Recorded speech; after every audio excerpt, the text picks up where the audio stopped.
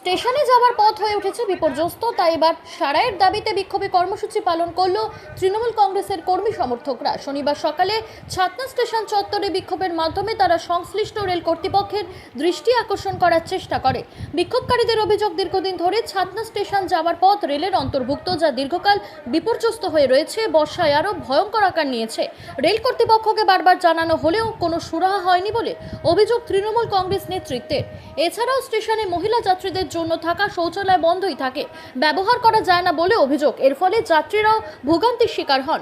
অবিলম্বে সমস্যার সমাধান না করলে আগামী দিনে বৃহত্তর আন্দোলন হবে বলে হুমকি তৃণমূলের। আমাদের সাধারণ যাত্রী ট্রেনে থাকছে, টিকিট কাটছে, পয়সা দিচ্ছে, বিনা পয়সা যায়নি। আমরা স্টেশনে বিক্ষোভ দেখাচ্ছি। আমাদের নিত্যযাত্রী এবং যাত্রীদের ছাতনা স্টেশন আসার কোনো ভালো রাস্তা নেই। রাস্তার অবস্থা খুব ভয়ঙ্কর। যে কোনো সময় গাড়ি ঘোড়া উল্টে যাবে। একদম রাস্তা সে 100 বছর আগে রাস্তা হয়েছিল, তারপর থেকে রাস্তার কোনো মেরামত নাই।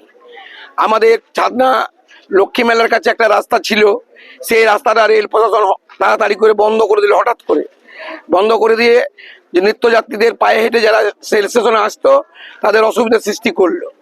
আচ্ছা, প্ল্যাটফর্মে মেয়েদের বাথরুম খোলা থাকে না, সব সময় চাবি দেওয়া থাকে। মেয়েরা কোথায় বাথরুম যাবে, শৌচালয় নেই। আপনার ফ্যান অফ থাকে, তারপরে আপনার জল থাকে না, তারপরে আপনার ছাতনা বনগ্রাম যাওয়ার যে রাস্তা। বিষয়টা সাধারণ জনগণের স্বার্থে আজকের আন্দোলন।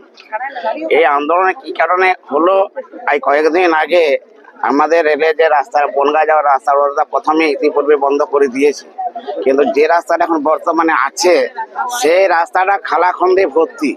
আর 3 দিন আগে একজন প্রসূতি মা টোটো করে যাচ্ছিলেন, সেই প্রসূতি মা সেখানে পড়ে গিয়ে তার হাত পা ভেঙেছে। এই জিনিসটা তো আমরা চলতে দিতে পারি না। তাছাড়া এই রাস্তার উপর দিয়ে 10-12টা গ্রামের মানুষ এই ছাতনা বাজার তথা বাঁকুড়া মেডিকেল কলেজ বা আমাদের যে সমস্ত সুপারস্পেশাল হাসপাতাল আছে, থানা পুলিশ আছে, আর কলেজ আছে, সমস্ত মানুষ এখানে যাতায়াত করেন। তারা রাতের অন্ধকারে যখন আসছেন, লাইটের ব্যবস্থা নেই। এই রাতের অন্ধকারে যদি খালাকন্দে ঢুকে যায় মানুষ, তাহলে তাদের অবস্থাটা কি হবে বুঝতেই পারছে।